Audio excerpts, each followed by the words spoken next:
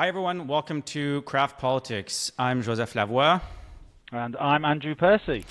And we are delighted to be kicking off Craft Politics, which is our brand new podcast that is going to, surprise, surprise, talk about politics, yes, but also is going to get into the intersection of what politics means for businesses, business leaders, executives, so that we can get beyond the machinations of what's going on behind the halls of power and talk about the practical implications it has for your business, for society writ large.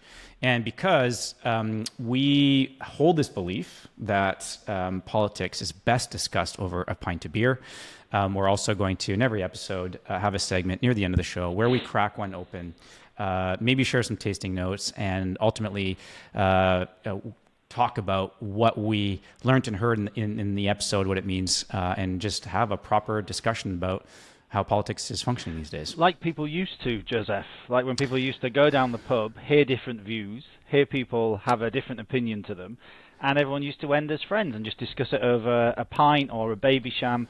But of course now everyone's shouting at each other online. So I think if we can get back to a time where we just have a bit of beer, nice drink, even if you just want a soft drink, and just discuss politics and then agree to disagree sometimes, that would be nice. But that doesn't mean you and I have to become friends, though, does it? No, that will never happen. No, of course not. No, I've met you. So. And what's a baby sham for anyone who's listening who's not from your neck of the woods? Someone will have to Google that then. But it was a very popular drink in the 80s in the UK. Was a baby sham. So you'd have your cheese and wine party and the baby sham. So that's a cultural reference for you. I like it. So before we get into the concept of the show writ large, in terms of what we have on deck for today, maybe a little background on who we are. Maybe so it doesn't look like we're just pumping up our own egos. I'll talk about you, Percy, and maybe you can talk about me, as uncomfortable as that might make you feel. So Andrew is a dear friend, obviously, but, or to be determined, I guess, is a former elected member of Parliament from the UK, but he is, more importantly, a creative political strategist, now calling Canada home, and someone whose advice over the years I've come to deeply appreciate, and more importantly, I find rather fascinating. It's rare to find someone who formerly held elected office in a totally different country that seems to have a much clearer understanding about politics in my own country than Andrew does. So I think he's going to be incredibly insightful for the show on a go-forward basis. Thank you. That's. I mean, there's more. You can continue if you want. We can we can run over. So no, that's very kind of you to say. And Joseph, of course, is also a dear friend and a lover of beer, but more importantly, a lover of politics. You're on the other side of the political table, I guess, in the sense that Joseph was a political staffer, worked in the PMO, and has lived all over Canada, and is probably one of the hardest working people I know. We now work together in the same business, and if I could emulate, I think, 20% of Joseph's insight on issues, but also his work ethic, I think I'd be doing very, very well. But actually, what's really, I think, interesting is when we talk, we sometimes have different perspectives on things, but actually, because of that political history we have, I think it's always quite interesting because we've been on different sides of it, as I say, but coming at it from a different point of view, perhaps. But yeah, and I think that's hopefully what's going to be interesting to our listeners is that Andrew's bringing in perspective of a former elected official. And I'm going to bring a perspective of a former political staffer, or I suppose in the UK, what we'd call a SPAD. Special advisor. But also, you're somebody who's lived all over Canada as well, and bilingual, and so you see politics from both sides of the linguistic divide as well as, hopefully, the political divide. This is true. Generally have the same views politically on many things. Yeah, I was going to say, if anyone's expecting balance on political ideology, I'm sorry, this podcast is not for you, because Andrew and I do share a lot of similar views. However, we will be bringing on special guests on a regular basis to challenge us and to give us something to think about. And today, of course, we are doing that. Later, we're going to have a conversation with Ian Robertson, a incredibly bright mind who specializes in sort of corporate boardroom politics and battles, and we're going to have him come on the show later to talk about some of the news occurring in the DEI space in corporate America. But first, let's talk about what a typical show will involve. We're going to always introduce ourselves, get caught up on the events of the day, and we're going to do that in what we're going to call the issue scan. We're going to arbitrarily pick a bunch of headlines that we think are interesting, important, and relevant, walk you through what's being reported or the highlights of that news. And then Andrew and I are going to chew the fat on those. We're going to talk about what that means, hopefully make it relevant to you as a business leader, as an executive. Once we do that, we'll get into our segment of the week. So this week, that is a guest interview with Ian Robertson, as I've already touched on. And then at the end of it, we're going to bring it all to a close. We're going to crack open a beer. We're going to digest what we heard, very much as if we were heading to a pub and discussing politics, as Andrew said, like used to happen regularly before people got into bun fights on Reddit. So, should we get into it? Let's start, yeah. All right. So the issue scan. So we're going to take this. I'm going to get through the highlights of the main stories that we've got, and then we'll break down each of them. So first of all, we're going to start with, and we promised not to make every show about Canadian politics, but it has been large enough of an issue in a G7 country. We've got massive political change occurring in Canada, and it is coming at a time when we are seeing a series of actions from the incoming president that may have a direct impact on one of America's closest allies. So this is a global issue. So yes, we are going to talk about Trudeau's resignation last week, the political crisis that is creating in Canada. Crisis might be too strong of a word, but there are a lot of moving parts involved with this. So as anyone who may not have caught the news, of course, he announced his resignation on January 6th. The House of Commons or Parliament is prorogued until March 24th. The Liberal Party of Canada will be electing its new leader on March 9th. And as of today's date, so we are recording this on Tuesday, January 14th, it seems like there are very few people that actually want his job. It seems there's more news about who's backing out of the race than who's in. So that's going to be story number one in our issue scan. Story number two is going to be all about, in fact, two different stories related to Meta. Meta announcing significant changes to its content moderation policies last week, getting to a place where it is ending third-party fact-checking. It is simplifying its content policies. It's reducing its automated moderation. And yes, here's a news flash. It is going to allow increased political content, something that has not done in years. And that's very interesting for those of us who are in the business of running campaigns on Meta. And of course, this coming as critics are saying it's going to potentially cause some harm to vulnerable users. And so there's a lot to think about on that issue. And then our third issue in the issue scan is also related to Meta. And of course, that is the big news that it announced on Friday, that it's going to be killing its diversity, equity, and inclusion program. We're going to talk about this a little bit more with Ian later in the show in our interview. But Andrew, let's get started on the Trudeau resignation, Liberal Party of Canada leadership race, and the fact that we have to undergo this, we have to experience this just as a president is about to come in threatening 25% tariffs on Canada. What does this mean? What's your take on this? Well, I mean, first of all, it's nice to be in a different country where there's a leadership crisis in a party, having been a Conservative MP for 14 years and gone through 4 of these. I think there's a couple of things that jump out at me is the amount of time it's going to take to elect the new leader, which is going to be like 3 months. We're going to be the end of March, right? And in that period, the House of Commons or Parliament will not sit because of this prorogation, which to me, as a parliamentarian from another Westminster system, it just jumped out at me as like absolutely incredible that effectively we have no functioning Parliament, no way to hold the government of Canada to account for the next 3 months. The elected representatives of the people of this country have no voice for 3 months at a time when we have a new president coming in who has, as you've said, set out these potential tariffs on Canada and this whole other crazy tweeting about the 51st state. And how do parliamentarians represent their constituents on this? So I find that whole prorogation thing just bizarre. I mean, we tried to prorogue Parliament for 2 weeks during the Brexit debacles, and debate, and we got taken to the Supreme Court, and the prorogation got cancelled. So I find this shocking. I don't understand why more people aren't angry about this. But look, I think it's a very dangerous place for the country to be in, to have a government that cannot be held accountable, with a lame duck prime minister who's going to be facing off against a president who has made clear Canada's a target. So this is a dangerous time for Canada, I think. But also, and if you're someone doing business in this country, who are you dealing with now? It seems like you're dealing with, oddly, one of the premiers.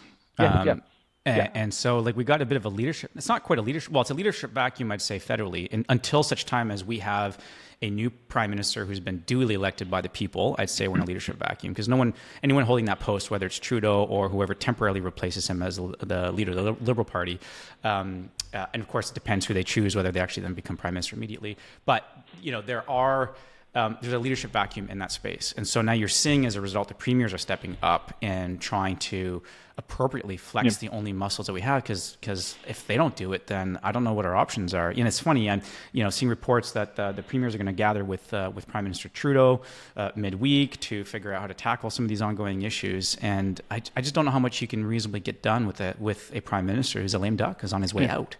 Exactly, and this will have to be resolved by an election, right? Because whoever becomes the new leader will be prime minister for a very short period of time. And that's probably why nobody wants a job, right? Because why would you burn yourself to be prime minister for a few weeks during an election cycle? But until we have an election in this country, look, the reality of the situation is Justin Trudeau should have gone a year ago or a year and a half ago, and given the Liberal Party that stability of going into an election with a new leader, and we wouldn't be in this position we're in now. But yeah, Canada is effectively not going to have a functioning government until the general election, probably in the spring, right? And that is, as I say, a very dangerous position. Now, we could also, of course, you'd mentioned provincial leaders, but we could have Ontario going to an election as well pretty soon. And Doug Ford, I think, has actually been, some of his language on taking on the US has actually been, I think, the right language, this kind of discourse that's needed at this moment in time. But yeah, this is a very risky time for Canada, and I'm just surprised that there isn't more outrage at the fact that we have no functioning parliamentary system for the next 3 months, and nobody is able to hold to account, the government. And I wonder if too, it's the reason why there isn't a massive outcry on this. There is, certainly for those of us who follow it, but I think the average person has just already made up their mind. They're ready for the next election. When they do, they're going to be, it's going to be a change election, and they're going to vote in an entirely new government. And so they're like, yeah, okay, fine, do whatever you got to do, but that's not going to change. Yeah. But it's frustrating if you're in business, because, I was thinking about this. I'm like, the types of implications this has. So let's talk about trade and tariffs. It's going to weaken Canada's bargaining position. If you're an exporter and you're reliant on the U.S. market, this is an incredibly discouraging time right now to be planning your business for the next year. You got to sit there and you're doing your business plan for the union, and you're going, fuck, I'm not going to have an answer to any of this until May or June. It's halfway through the year. And who knows what kind of damage has been arbitrarily inflicted on me at that point. And it can be deeply frustrating, where the one role elected officials have is to protect our interests from these kinds of threats. And if elected officials aren't able to do that, that's going to be deeply hurtful to business. Yeah, and I think it's important to stress that this isn't a partisan point, right? I think I'd like to think we'd feel the same, whoever was in government at this period of time, right? Because it almost doesn't matter whether look, Trump makes a big thing about being a deal maker, right? And this is his thing, so maybe there's a deal to be done here, but how can anyone do a deal when they're not going to be the government probably in 3, 4, 5, 6 months' time? So a deal is worthless potentially. From a business point of view, this is, really quite distant. Now, so what can you do at this moment in time? Well, you can begin all the usual engagements with who you think might be the government, but many of them will be doing that. But we're in this period of stasis. So look, it couldn't have come at a worse time, right? The resolution to this is months away. And I think it's going to be hurtful to business. And I think in 6 to 12 months from now, maybe we'll clip this and we'll come back to it in a year from now and see how correct or likely how incorrect I was with this prediction, because as we all know, making political predictions is fraught with a lot of risk. Who said never prophesy, especially about the future? I can't remember. Was it Sam Goldwyn who said that? I think, but never prophesy. But I think we're going to see productivity issues in our country. Like I think we're going to be experiencing a lot more economic pain before we can turn things around, even in a scenario where we can find a way to neutralize the Trump risk on tariffs. And of course, even when you have a changed government, right, there's a period of settling in. That's that transition period of new ministers, new special advisors, political staff. All of that get put in place. In and of itself takes a period of time, which is months in the making. Ministers to find their feet. So this is there's a period of uncertainty. It doesn't even end really after the election. I mean, hopefully if you have a strong government with a strong majority, that at least sends a message to the American administration that actually these guys are the guys who are going to be able to do a deal, or who you are going to be dealing with. I mean, at the moment, of course, they'll be looking up here and laughing, right? Because the guy they got to talk to isn't the guy who actually is going to be in place in a few weeks. Yeah. So yes, it's not great. Okay, next on our issue, should we go on to our next one? Yes, that's it. We talked about Meta announcing significant changes to content moderation policies. This seems to be, at least on the outside, it seems to be like Meta is just adapting to the rapidly changing political environment in the United States with Trump's inauguration around the corner. Here's what I found interesting about the news and the changes. One, maybe I'll actually log into Facebook again and enjoy some of the content, because I actually found it got rather dull as a place to consume information. But I find this interesting because for years, Meta has been fighting back any attempts or notions or efforts to regulate it.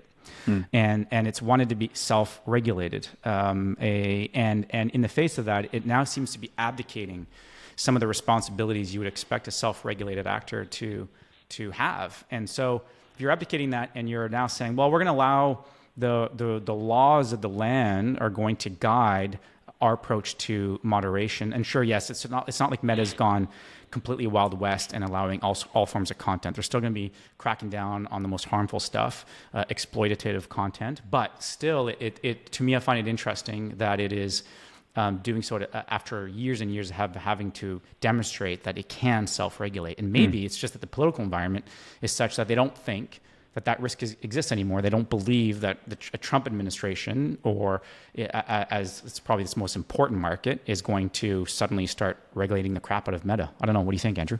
Yeah, I mean, I don't think it's funny. I did a visit over to the US when I was still in the UK Parliament, because we went into this whole space of regulation through the Online Harms Bill.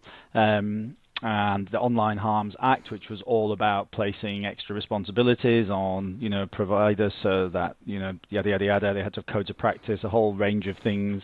The regulator could look into them. And we went over to Washington and did a visit where there was interest amongst particularly Democrats about how they could get into a space in the US where they could, bearing in mind I think there's a legislative block, but also obviously the freedom of speech provisions, look at regulating some of these online spaces themselves, because they were obviously concerned about the radicalization, the hate, and all the rest of it. Now that's clearly off the table, right? So that's not the fact that the Republicans now have a majority in Congress as Republican, but no one's going to go near this. But it was interesting that clearly American policymakers were moving in that direction. Of actually, how do we regulate this space? So maybe Meta's self-regulation wasn't working, but I don't know really. I mean, I find myself in kind of conflicted on this, because we passed this legislation in the UK to try to regulate this, but you then do find yourself in this, but my knee starts to jerk, and also, the kind of free speech. Because it's almost who regulates the regulators, right? It's like who fact checks the fact checkers. You're always in that space of. So I think this is a really interesting development. But clearly, where the US leads, the rest of the world follows, right? Yeah, that's true. Unless some reason we get other markets wanting to demonstrate how they're very different than Americans and put Meta through the ringer, but. I guess we'll have to keep an eye on it. The one thing I will say, though, is I think it's going to create the opportunity for businesses that have public affairs challenges, who want to get their message out, who want to engage with voters on the issues. I think it's going to be a more favorable online market to do that now in a way that it hasn't been for years and years and years. So I'm very interested to see how this plays out from a campaigning perspective. Will it change the demographic that's active on Meta? I mean, that's because, you think about people with Facebook accounts, it's a certain generation, and, is this a factor in the decision? Will it make any difference? Will people, or is TikTok still king with younger people? Or does it, a working hypothesis I have, and it's not firm, is actually, will it bring some younger demographics back to the platform? Because what we have seen, now maybe it's platform specific, but what we have seen on other platforms is that, now mind you, it's principally younger men, but younger men have become much more politically active. At least we're seeing that in Canada. We're seeing it obviously a lot in the US, and they're doing so on a variety of different platforms. It's not just Meta, it's across the board. So I don't know, does this content bring younger people back into Meta? I guess only time will tell. Yeah, it's a tricky one, right? Because it just seems that for a lot of the younger generation, it's not even a consideration, right? So, yeah. And then the third issue that we have, of course, is the Meta shutting down its diversity, equity, and inclusion program. Obviously, very controversial decision. We're going to get into a little bit more detail on this in our interview with Ian in just a moment. But before we head into that interview, Andrew, did you have any immediate thoughts on this? And we'll come back to this in a little bit at the end of the show. I'm starting to wonder if this is going to create a divide, a chasm between certain corporate brands that are going to say, this is our opportunity to back away from DEI, and others who are going to make a show of doubling down on it, just as a point of making a values-based statement.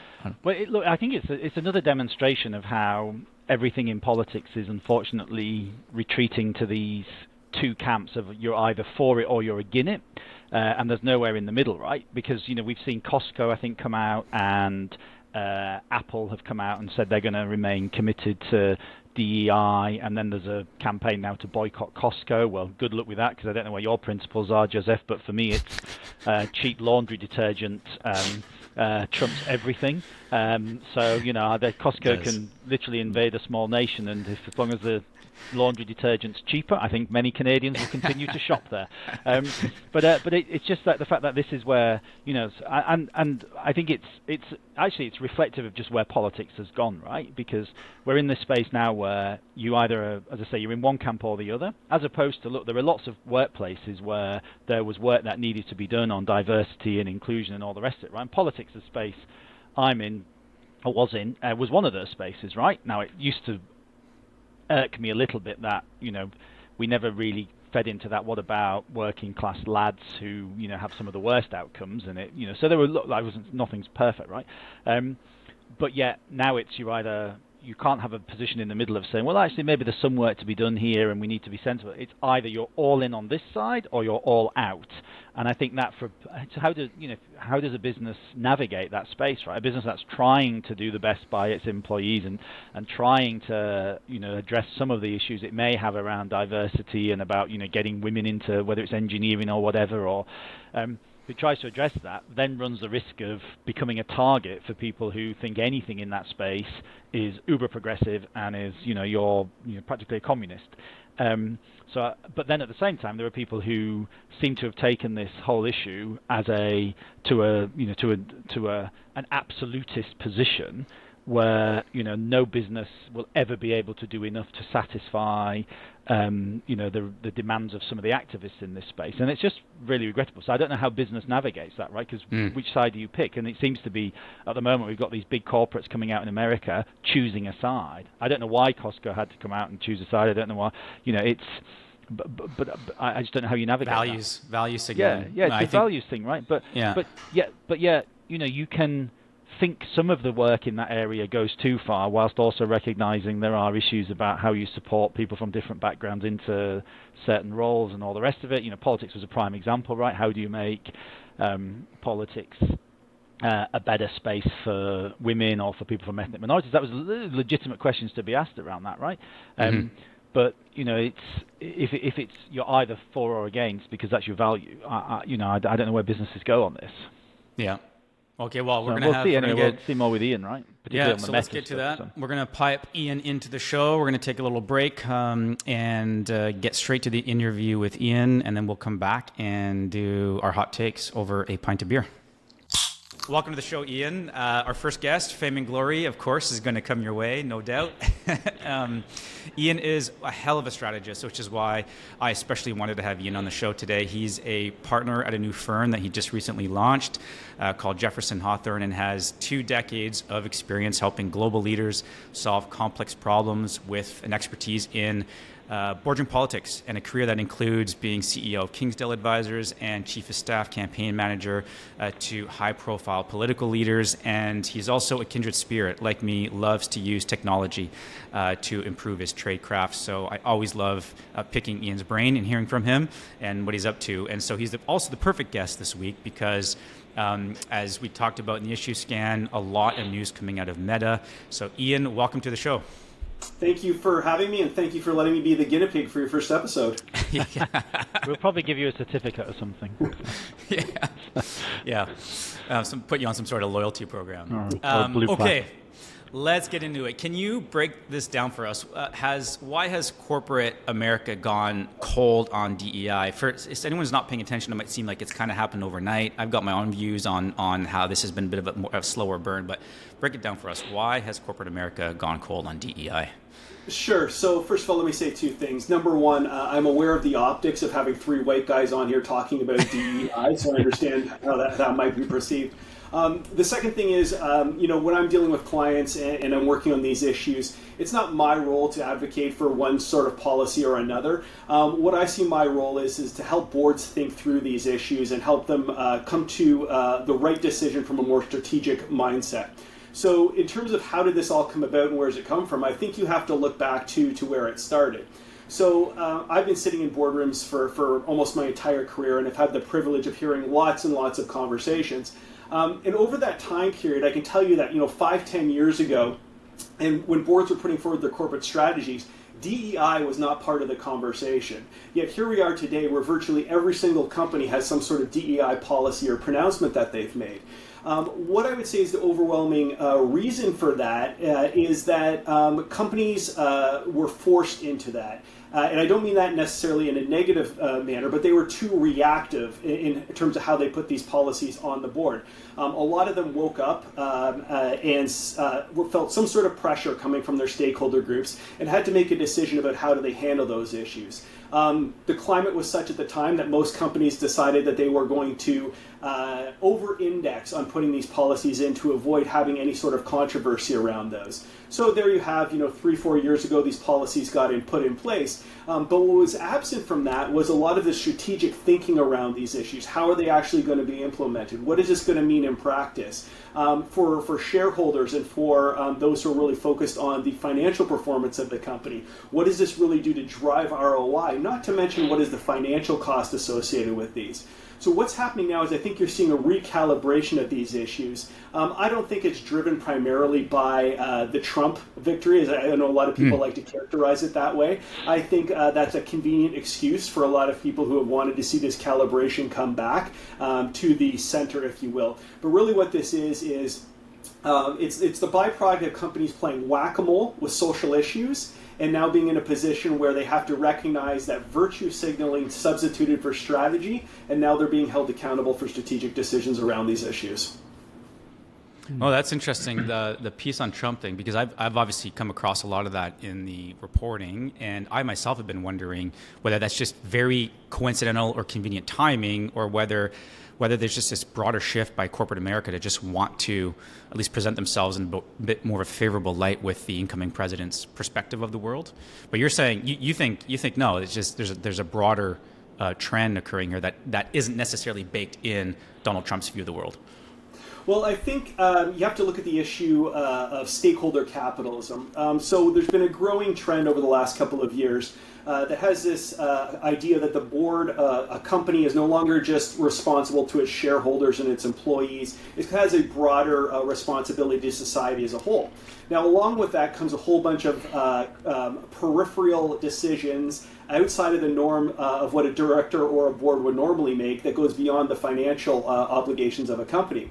So what you've seen is a lot of directors now having to wade into social, political, and ideological issues that run the risk of taking them off course from the things that they were initially expected to be focused on. I think the message from shareholders was, we do want companies to take a more progressive stance on these issues, but I don't think what the message was we want entirely new departments to be built out. We want entirely new sponsorship programs and obligations to be placed on the organization. So I think what you're seeing is a growing sentiment from shareholders and other stakeholders in the company saying, you know what, let's recalibrate back to the core focus of the business. I think you run a risk when these sorts of issues move from an ambition to an onerous obligation. And I think that's where some of the Democratic initiatives in the U.S. especially started to take this, was added regulation, new reporting regimes, all of these new structures that were put in place that a company had to adhere with. And that was certainly not what these companies were looking for when they advocated for these policies and brought them forward with very noble ends in mind. And I think this is just an example of companies. I would say the Democrats in the U.S., I think, shifted to the left of the population. I think that's very clear in the electoral results. I think companies blindly followed suit, assuming that that was the safe choice. And as the election results have shown them, that wasn't the case.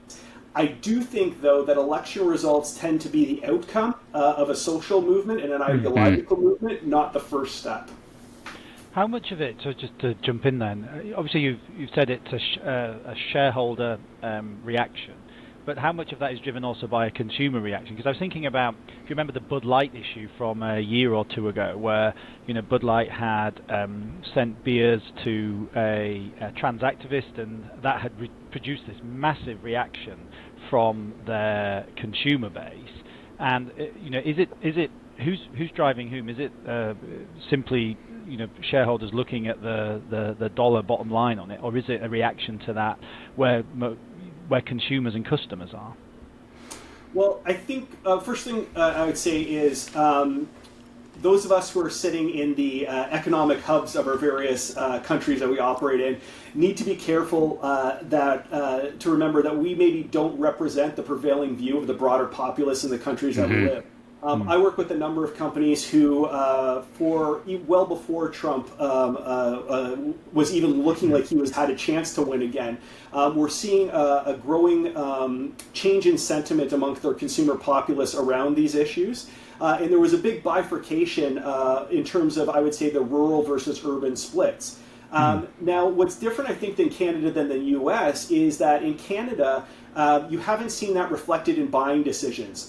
Canadians tend to be more private in terms of their views and not as public, and you try to watch where the dollars go. So you haven't seen that big shift, I don't think, in terms of Canadians voting with their dollars when it comes to value-based issues like you have in the U.S. But I would say that the interesting thing about, whether it's the Bud Light example, John Deere, there's a whole bunch of examples of those. The interesting thing to me about this is that companies will always tell you that they have a large group of stakeholders, and they're in touch with all of them, they understand all of them. I think these examples show that they're not. And when I work with companies, I say, show me your stakeholder map, right? Most of them have their map of stakeholders they're beholden to. What many have not contemplated, though, is now that they've waded into these social, political, and ideological issues, what are the chances, or actually I would say the likelihood, that two of those shareholders, maybe shareholder number 3 and 4 on that list, now come into conflict with each other? How do you make a decision then on that basis?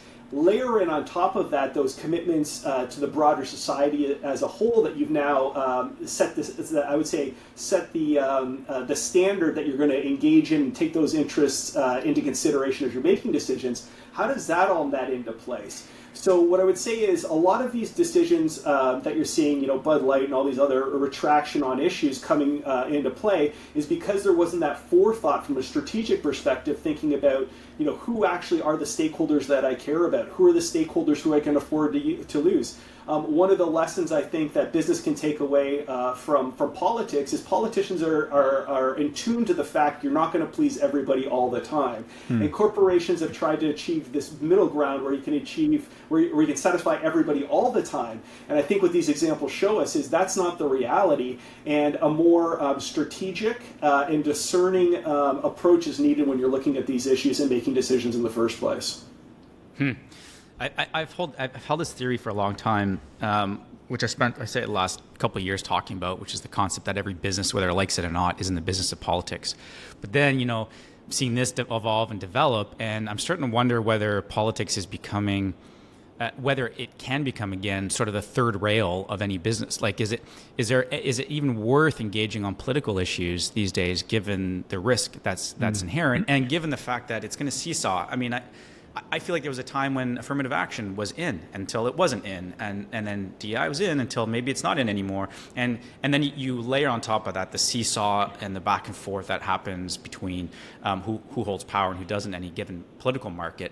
Like it just seems like how can organizations figure out how to present themselves as a good stakeholder to the government of the day without pissing off all these different stakeholder groups. And I like that now, that perspective, being like, yeah, you may have all these groups that are aligned with your business on this, on the operations of the business or on the view that the business is trying, the mission that it's on. But if you start talking about any of these one-off political issues, you're now going to start to alienate key stakeholders. I mean, that seems like such a difficult sea to navigate if you're in business these days. Yeah, this is a great point. I could go on for hours about this. This is really the concept for what our firm was founded on. What we saw was, in decades of interacting with companies, was we saw the same sort of pattern of predictable problems that kept coming up. And what we really narrowed it down to was, if you have any challenge or any problem or any decision, there's usually two components. One is the technical aspect of it, which requires empirical decision making, facts, figures, statistics to make decisions on that. But then what you have on the other side is how humans interact around that decision. And if you look at the original Greek word for politics, simplified to its very simplest terms, it was how people interact around a decision. And that's really what you're talking about here, is how do people in groups interact around these decisions. So there's a great quote that from Fareed Zakaria on CNN has that I use all the time, which is when the Berlin Wall fell, the advice to politicians was they need to start thinking and acting more like business people. The advice to business people with the chaos in the world is they need to start thinking and acting more like politicians. So what does that mean? Well, I think what that means is that businesses need to take a more holistic view of decision making. It's no longer just the number on the page. It's how much people trust the numbers on the page by the person who's given it to them. How much does the person who's giving them the numbers on the page, how much do those values, how much do their interests align with their thinking? So there's a more holistic mindset that's needed. I think one of the big things when you're talking about politics, what politicians do very, very well is strategic empathy. So what does that mean? Well, that means they do a good job of listening first, trying to understand where different groups of people are at, but more importantly, what are the underlying motivating factors and what is the objective that those underlying factors are trying to get to? And I think that's a skill that is going to serve business very, very well in the coming years, given the chaos, is doing a better job of empathizing, listening, understanding the stakeholder groups, and then trying to build a consensus. And I think that's really going to be one of the key drivers and competitive advantages of business in the coming years, is the ability to build consensus and build alliances to achieve their goals. Andrew, did you have strategic empathy when you held office? I believe so, yes, I think so. No, it's a really good point, though, because I think that it's one of the things that used to frustrate me when I would meet, business leaders, and actually not just business leaders, but, people involved in decision-making at all sorts of levels, whether it was civil servants, public bodies, is they simply didn't understand where the public were on an issue all too often. I mean, in the UK context, a particular one was, Brexit, right, where you had a whole set of people, business leaders, all the way down into public service, civil service, who could not understand how people could make the decision that they'd made, or could even hold the view that they held. And you see this on a whole range of social issues. Now, I think, like, if we go back to like the 80s, I think you remember when there was the whole hole in the ozone, and we kind of seem to have an agreement around the fact that that was a thing and that it was a bad thing, and we all accepted that there needed to be changes to how we manage the environment to address that. And that didn't matter whether you were on the left or the right. The problem now is we don't actually agree on the basics, right? We don't, on so many of these issues, people simply don't agree whether a particular group should even exist in the first place, should be given additional. What we agree on seems so much further away, and I think the advantage politicians have is perhaps that we speak to more people with more diverse views more often. It used to frustrate me when people would say, "Oh, politicians." The problem with politicians is they don't understand the public. Or I used to think, well, nobody speaks to more people than politicians, right? And so you do have that strategic empathy, that broader base, perhaps. But it's just, I don't know how a business navigates where we're at the point where people simply don't agree on the facts, though. That's where it becomes much more difficult.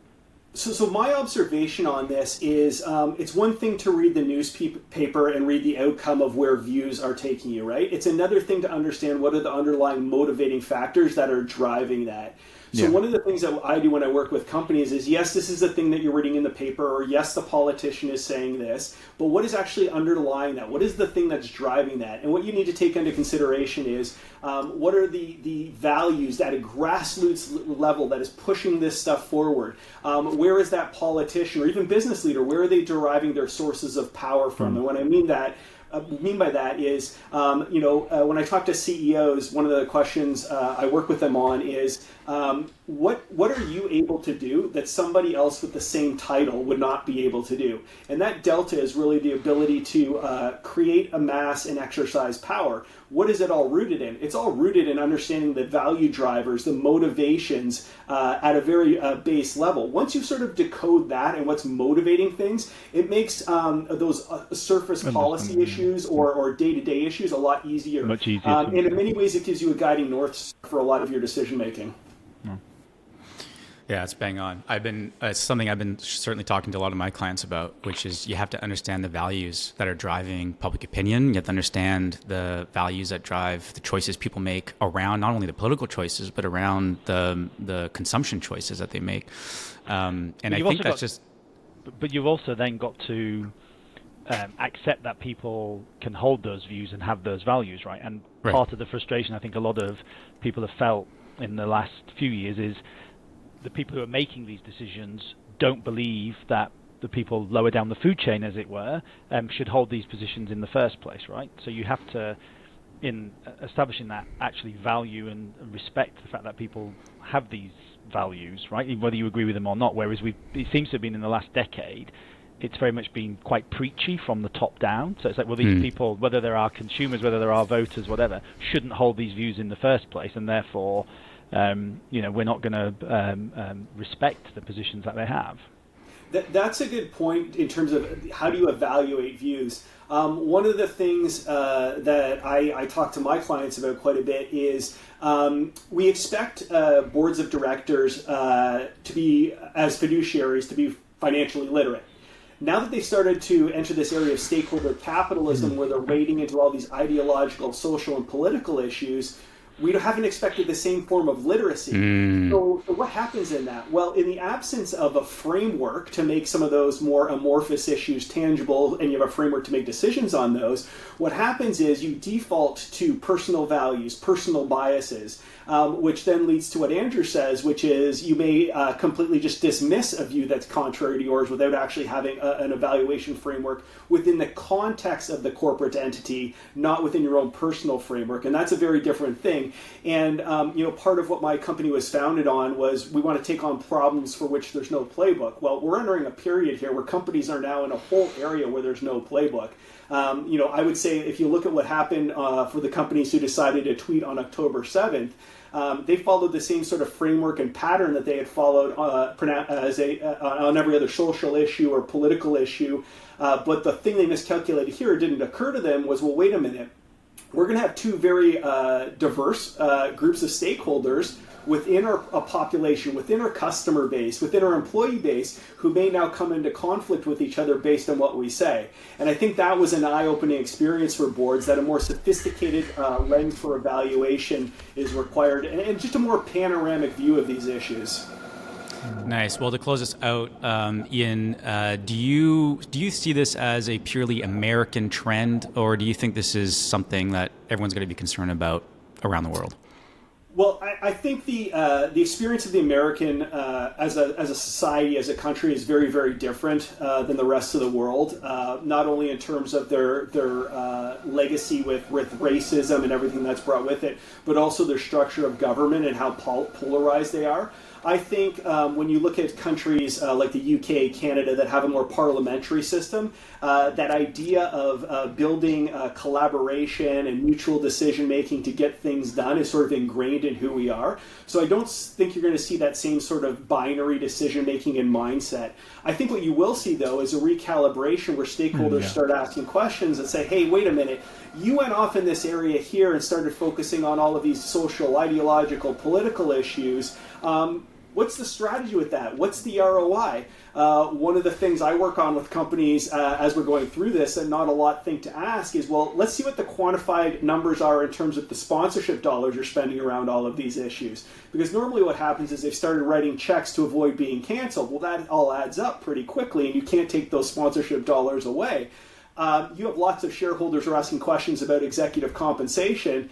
I think it's just a matter of time until they start asking those questions about where those sponsorship dollars are going.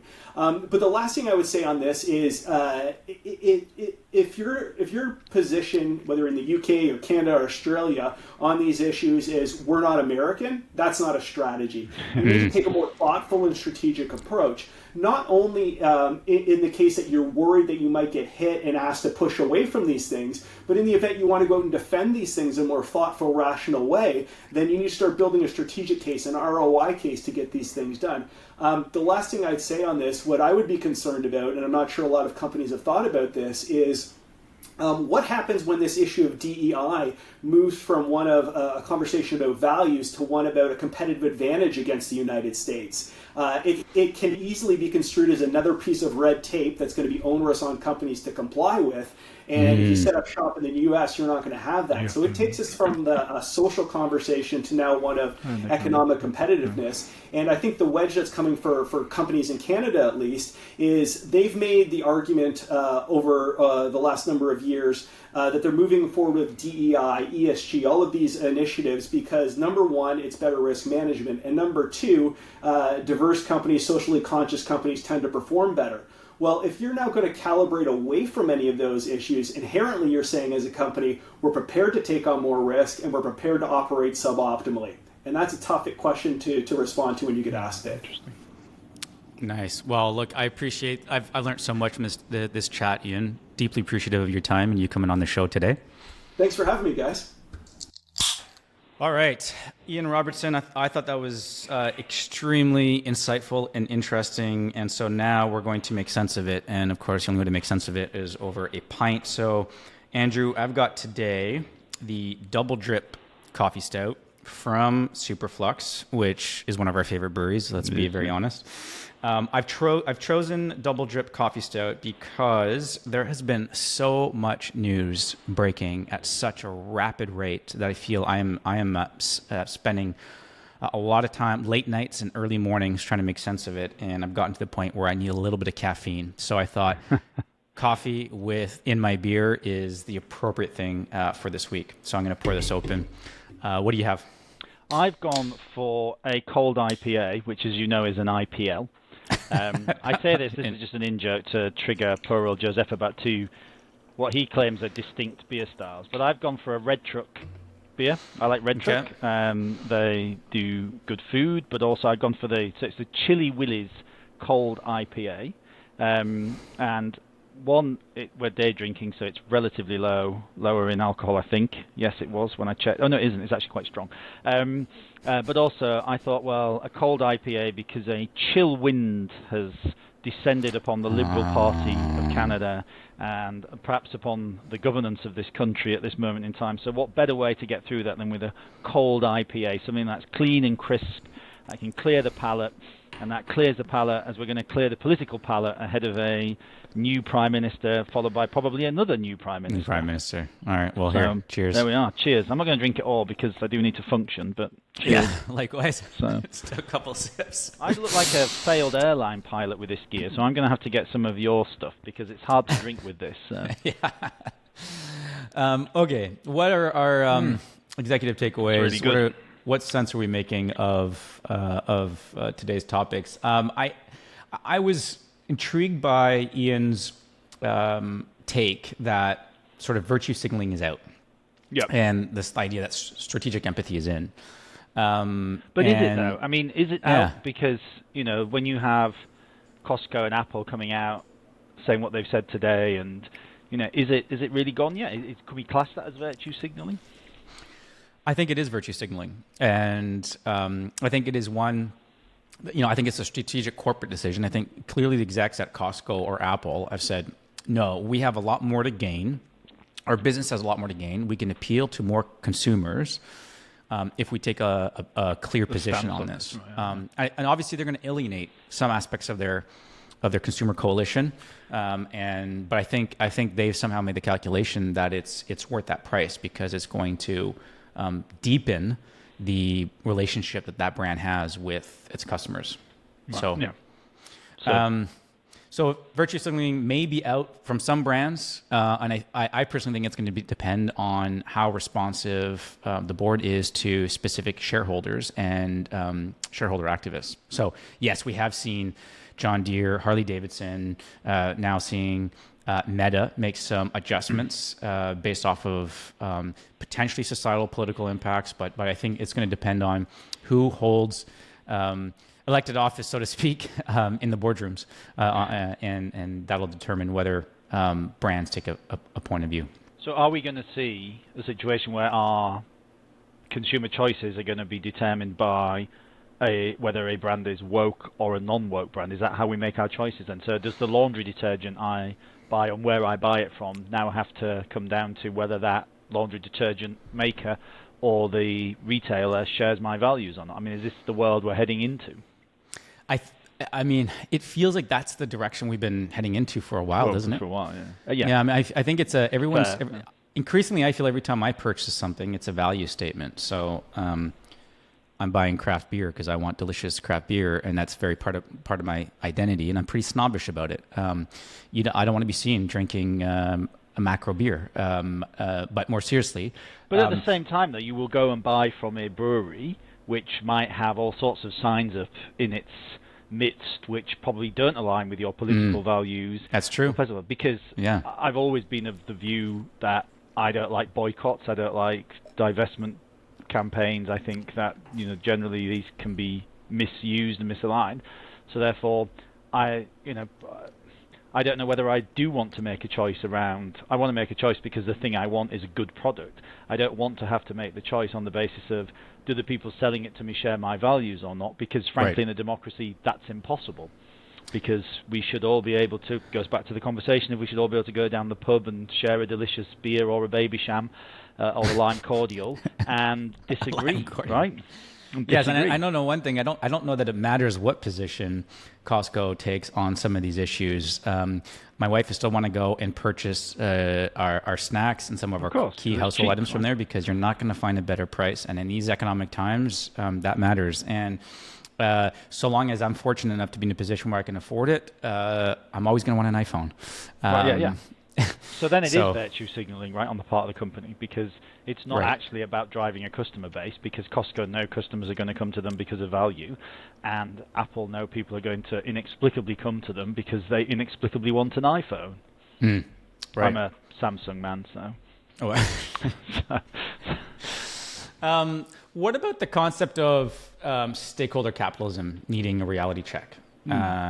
This idea that companies they're going to have to recalibrate their approach to stakeholder capitalism. They're going to have to focus on balancing progressive initiatives with core business objectives. I found it interesting, this concept that Ian talked about, where you may have, if you look at your traditional stakeholder list, in the past, you were the frame you're using or the view you're applying to that list was, well, how the degree to which that stakeholder is going to be supportive for you in supporting your business objectives, your public affairs objectives, whatever the case may be.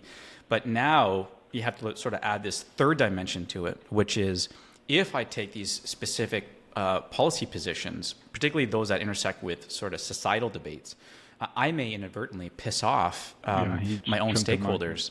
And so does that change what stakeholder engagement looks like in the future? I don't know. I mean, we're assuming that every business is forced to make a choice, right? I mean, is there not a space here for businesses to simply not make a choice, to simply say, we're not going to play this game, we're not going to be forced into committing to, saying that, this particular statement on climate versus that, this on DEI versus that? I mean, do we need to be in that space where everybody has to make that choice?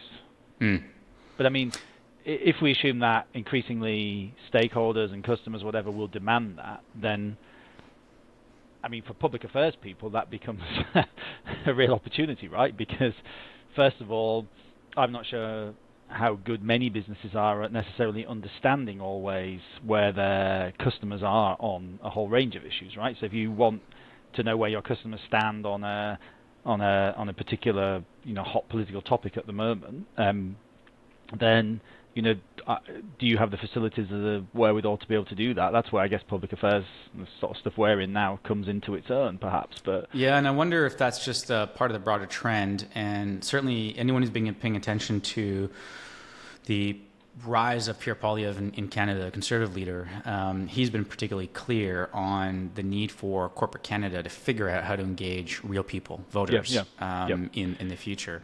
And I wonder if this is the larger trend we're going to see, which is, I think for a while, the businesses have been obsessed with ensuring political actors that they're aligned with political actors, and so whatever the political agenda of the day is, you try and demonstrate how aligned you are. That's a lot of that means adapting some of your policies, demonstrating that you are politically aligned with that particular government of the day. Are we going to go to a place where no, actually, you're much stronger off demonstrating how you are aligned with the key voter coalitions that any government's going to care about, regardless of political stripe? Well, this is, as you said, this is Poilievre's shtick, right? Which is, you want this change, have consumers, have residents, have voters convinced of this, and prove you have them on side, then we might talk to you, as opposed to simply just the traditional, right, saying all the right things you think you want me to hear. That you want, yeah. Interesting. What about this concept of frameworks over instincts? So in the absence of structured frameworks, business leaders default sometimes to personal biases when navigating social and political issues. And I think, you often, it always seems like we are always, I mean the collective we, and I mean more like corporates are often caught off guard when there's massive political change. It's like, what, we didn't see that coming, or how's that possible? Mostly I think it's a function of who you surround yourself with. And if you haven't gone out there and you haven't met real voters and haven't exposed yourself to how they think about some of these issues, you come to realize that they think very differently than you might, because you're sitting on the comfort of deep issue understanding, and they don't always necessarily. And that sometimes that can create a bit of a gap, and as a result, a surprise. And I think as people kind of pivot towards more divided opinions, that becomes more important. Right? It mattered less in the past, right? Because if you were, a corporate director of whatever, you knew broadly the public shifted from voting Liberal to voting for the Progressive Conservatives, from Labour to Tory, who were always generally in the same space. Now you've got people, going for across the world for candidates and for parties that are in much more, I don't want to say always extreme, but certainly more divided positions, right? Whereas you probably in corporate Canada or corporate America or corporate Britain are still surrounded by the same people from similar backgrounds who have a similar outlook to you. But you've in the past that mattered less because the distance between you and your stakeholders, your consumers, the general public was much shorter, right? Now that's grown and grown and grown to the point where it's now, if not broken, it's so far away. And I was always surprised how, when I would meet, in my previous role as an MP, when I would meet with business leaders, how often very many of them, very good people, just simply didn't understand where the public were on issues. I mean, I've got all sorts of examples I could go down, but I had one in particular who came in where was advocating for something, and I had to explain to him in quite blunt terms how I was never going to advocate for that, because this is not something the people who I agree with who vote for me are on that space. And it was just And like, do you think that person ever knocked on a single door and spoke to a voter? Yeah, right. Never spoke to a voter, and just was like, but this is the right thing to do. It's like, well, you've decided in your group of people who think like you that this is the right thing to do. I can tell you that the overwhelming majority of the people I represent would take a completely different view to this, and I know that because I speak to them and interact with them, hundreds, thousands every month, depending on the campaign or the issue. So yeah, but I think it's understanding what you don't know, right, is going to become more important, and just understanding where these new voter coalitions are, right, because they often have very disparate views. It was quite clear in the past where you could pivot from, okay, we've now got a centre-left government, so you know how to speak to a centre-left government, you know how to speak to a centre-right government, and the issues, great consensus in the middle, right? Whereas now that's not the case, right? And you can have a right-wing party that takes positions that are to the left and to the right and to the harder and all this kind of stuff, and it's a different space now. But yet probably the people at the top of most of these institutions and businesses are very much still drawn from a similar political mindset, right? Right. Because they understand an issue, because or they think they understand an issue because they might be more politically aware than the average voter, or the rest of it. So, but end up in a kind of groupthink, if that makes sense. Yeah, I think so. Yeah, I think so how do you guard against that then, right? This is how do you actually guard against that then if you're in business? How do you actually start to understand how your average Canadian feels about a lot of issues? I think this is where having an ear to the ground is so important. So I think you got to be sure. You probably have a whole marketing team or consumer team that is conducting research on your products, on your traditional marketing materials. But if you're not conducting consistent and regular public affairs-based research, so if you're not doing focus groups in which you're speaking to real people about the political issues that are driving the agenda that week, that month, that quarter, then it's very difficult for you to understand how people are processing some of these issues and the intersection that those issues have with your business. Because I think another thing too that some businesses have challenges with is this effort to try and avoid the middle ground conflict.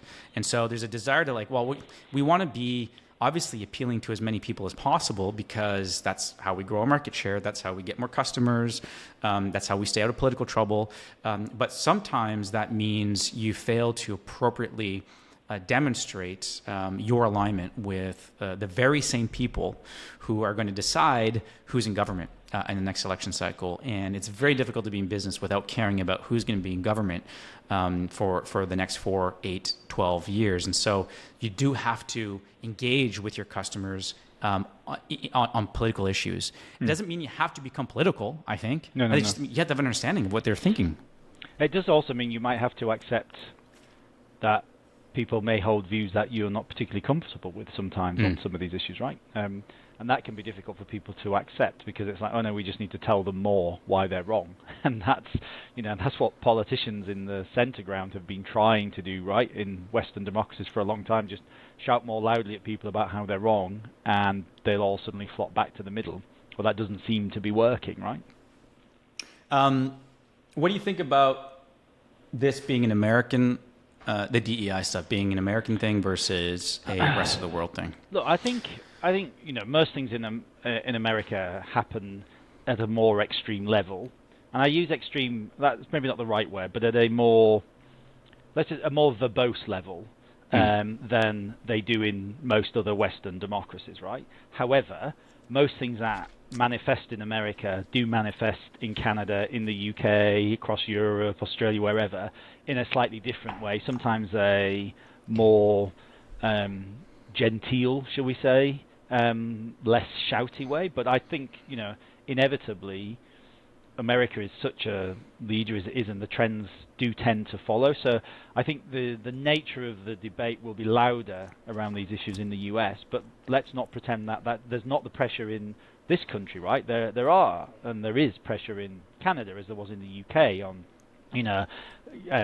large sections of the public who hate woke companies, right? Who they see doing all of this woke stuff, they don't understand it, they have a reaction to it. So I think it will inevitably force a push, and you've seen it in the UK actually. When I think of with public bodies, right, which have there's a lot of focus in the media around how much money is being spent on DEI positions in the NHS, for example. So granny's waiting on a trolley in a hospital corridor, but yet the local trust has just spent 100,000 recruiting somebody as their head of DEI or whatever, right?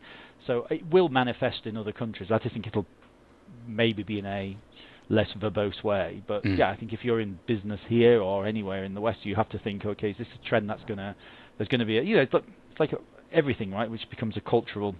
You have the culture and then you have the counterculture, right? And we're getting into the space now where there's a definite anti-woke, whatever that means, manifesting itself across all Western countries, where people are saying, I don't want you talking to me about this, I don't want Adidas or whatever talking to me about these social issues, I just want them to make good trainers and sell me trainers and get out of this space, right? And I think that is happening everywhere. People are having that reaction. Yeah, it's true. I've got there's some people I've been exposed to who, in my own personal network, people who are otherwise I'd say they're casual political observers. They have an interest. Every time they see me, they want to talk about politics because they know that's the space I'm in. And for the most part, these were friends who, there are days where you just don't want to talk about politics. You just want to meet up with your friends and your buddies, have a beer, and talk about, I don't know, the sports and football or whatever, something else. But they can't help themselves. No, they want to get their political thing off their chest. But I'm increasingly those same people who for years wanted to talk politics with me. They're like, just done talking about politics in realms where I'm not expected to or shouldn't have to deal with politics. And for them, it's like the inclusion, it's use of political statements in football campaigns, sporting events, this or that. I wonder if there's a bit of a backlash now coming our way, which is, no, politics has its place. Let's have those conversations in those circles, but we don't need to have political issues resonate and reverberate across every little aspect of society.